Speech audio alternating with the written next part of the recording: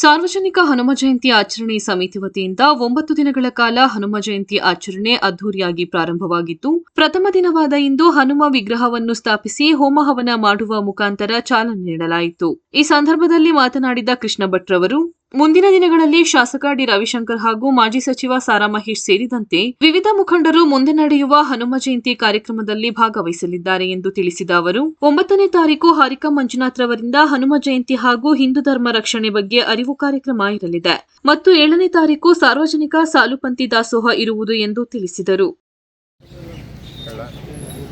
ಸಾರ್ವಜನಿಕ ಹನುಮ ಜಯಂತಿ ಆಚರಣಾ ಸಮಿತಿ ಕೃಷ್ಣನಗರ ಬಜಾರ್ ರಸ್ತೆ ಕೃಷ್ಣನಗರದಿಂದ 25ನೇ ಇಸ್ವಿಯ ಈ ವರ್ಷದ ಹನುಮ ಜಯಂತಿ ಕಾರ್ಯಕ್ರಮ ಇಂದು ಪ್ರಾರಂಭವಾಗಿದೆ.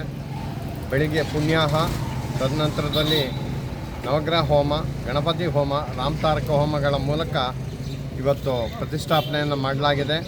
ಇಂದಿನಿಂದ 10ನೇ ತಾರೀಕಿನವರೆಗೆ ವಿವಿಧ ಕಾರ್ಯಕ್ರಮಗಳನ್ನ ಹಮ್ಮಿಕೊಂಡಿದ್ದೀವಿ.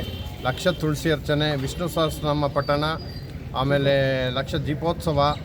ನಾಳೆ ಮಧ್ಯಾಹ್ನ ರೇಡಿಯೋ ಗ್ರೌಂಡ್ನಲ್ಲಿ ನಮ್ಮ ಶ್ರೀಕಾಂತ್ ಶೆಟ್ಟಿಯವರಿಂದ ವಿಶೇಷ ಭಾಷಣ, ಹಾಗೆ 9ನೇ ತಾರೀಕು ಹಾರಿಕಾ ಮಂಜುನಾಥರವರಿಂದ ಭಾಷಣವನ್ನು ಕೂಡ ಏರ್ಪಾಡು ಮಾಡಿದ್ದೀವಿ. ಹಾಗೆ 7ನೇ ತಾರೀಕು ಸಾಮೂಹಿಕ ಅನ್ನ ಸಂತರ್ಪಣೆಯನ್ನು ಕೂಡ ಹಮ್ಮಿಕೊಂಡಿದ್ದೀವಿ. ವಿವಿಧ ಕಾರ್ಯಕ್ರಮಗಳಿಗೆ ಕೃಷ್ಣನಗರದ ಸಮಸ್ತ ಜನತೆ ಕೂಡ ನಮ್ಮೊಂದಿಗೆ ಭಾಗಿಯಾಗಿ ಈ ವರ್ಷದ ಹನುಮ ಜಯಂತಿನ ಯಶಸ್ವಿಗೊಳಿಸಬೇಕು ಅಂತೇಳಿ ತಮ್ಮೆಲ್ಲರಲ್ಲಿ ನಾನು ಸವಿನಯ ಪ್ರಾರ್ಥನೆಯನ್ನು ಮಾಡ್ಕೊಳ್ತಾ ಇದ್ದೀನಿ. ಜೈ ಶ್ರೀರಾಮ್. ಜೈ ಶ್ರೀರಾಮ್.